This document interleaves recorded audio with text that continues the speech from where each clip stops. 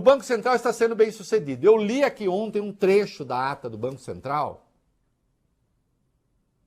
de que eu me lembro muito bem, porque eu sou muito CDF, né? Filho de operário, de mãe empregada, tem que ser CDF, senão a gente não se vira bem na vida. Entendeu? Como a coisa não está garantida, você tem que... E eu li lá na ata do Banco Central que ele se considera bem sucedido, Bob Furuia, quando ele baixa o crescimento, quando ele baixa o emprego e quando ele limita o crédito. Nós temos um Banco Central contra a sociedade, sob o pretexto de baixar a inflação. Está conseguindo. Parabéns, Banco Central. Vai. A taxa de desemprego no Brasil fechou o trimestre encerrado em fevereiro em 8,6%. Isso representa uma pequena alta em relação aos 8,4% dos 3 meses anteriores. A chamada população desocupada, que procura emprego, mas não encontra, é de 9 milhões e 200 mil pessoas. Já a população ocupada é de 98 milhões. De acordo com o IBGE, esse movimento já era esperado, uma vez que essa faixa de dezembro, janeiro e fevereiro costuma ser marcada pelas dispensas de trabalhadores temporários do fim do ano. O Instituto também destacou que a renda média continuou baixa no período e que os informais continuam em alta, que são 2 características que o mercado adquiriu durante o governo Bolsonaro. Essa explicação está bastante insuficiente, porque o próprio Banco Central, isso aí, é o mercado que está apontando, o próprio Banco Central se jacta, Bob Furuia, de que a ação dele está sendo bem sucedida em baixar o emprego. Não é mesmo? Vamos para 2, vai lá. Vamos lá, então, falar do Arthur Lira, presidente da Câmara, que disse a ministros do governo Lula que a casa não teria hoje maioria para mexer em desonerações. Segundo ele, a proposta do arcabouço em si não deve enfrentar tantas resistências na Câmara. O problema seria, então, arranjar um jeito de aumentar a arrecadação, como prevê a proposta, como disse ontem o ministro Fernando Haddad. O Haddad, aliás, disse que a ideia seria acabar com o que ele chamou de jabutis tributários, né? Cobrando de setores mais abastados, nas palavras do ministro, e passando a cobrar de setores que hoje não pagam impostos. Lira, no entanto, já avisou então a ministros que isso não será fácil. Veja, eu vou explicar para você como é a política. Eu estou aqui todos os dias com vocês, eu estou fazendo um podcast, graças a Deus, muito bem sucedido, falando com políticos, com pessoas importantes. O Congresso, e não acho mal nisso, mas o Congresso também é um local de lobbies. É da democracia, é assim no mundo inteiro.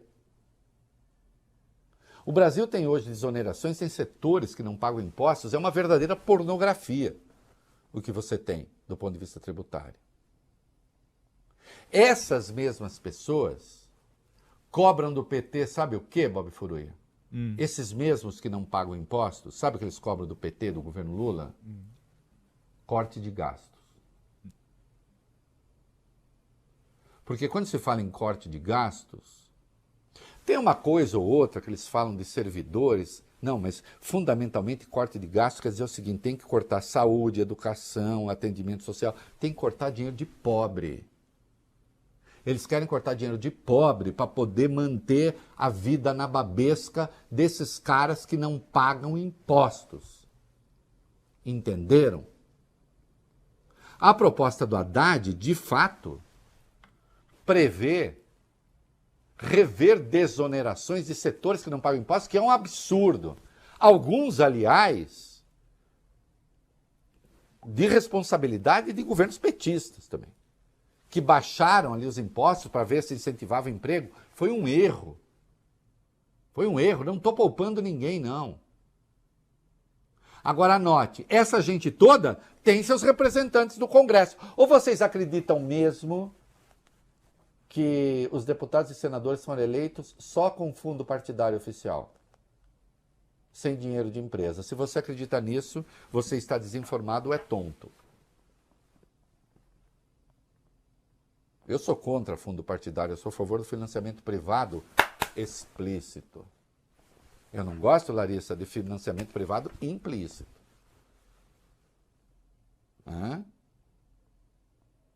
Então tem as desonerações e vai ser difícil. Vai ser difícil porque o cara não quer pagar imposto. Sabe o que ele quer pagar? A conta do iate e do jatinho. Imposto não.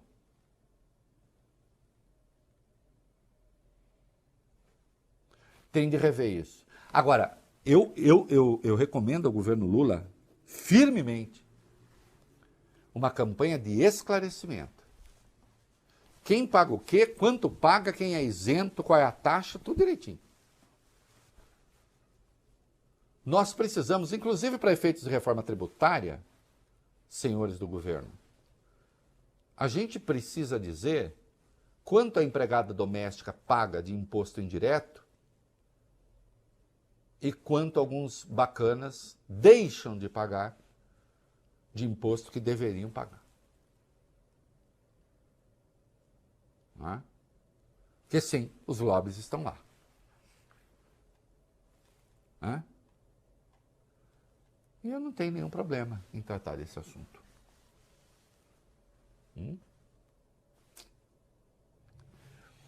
Sabe por quê? Porque as minhas convicções são essencialmente liberais e eu defendo um regime capitalista. Eu não defendo um regime em que existem aristocratas que estão acima da lei. Porque eu acho que isso se opõe essencialmente ao regime, a uma visão liberal da economia e à própria essência da economia de mercado. Né? Porque eu acho que não há mais lugar para aristocratas no mercado. Especialmente aristocratas que não pagam impostos. Ou que arrancam com a sua influência isenções do poder público.